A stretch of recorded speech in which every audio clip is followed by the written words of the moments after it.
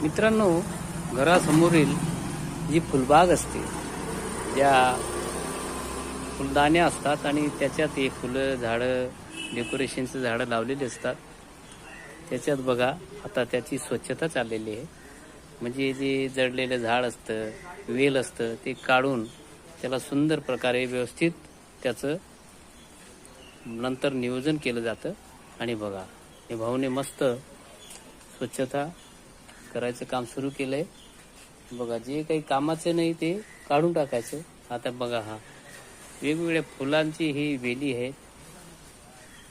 सुंदर. भाऊ, हो भाऊ, बोलिए ना अंकल। हाँ इधर तो देखो, आपने कैसा काम चालू किया, क्या कर रहे हैं?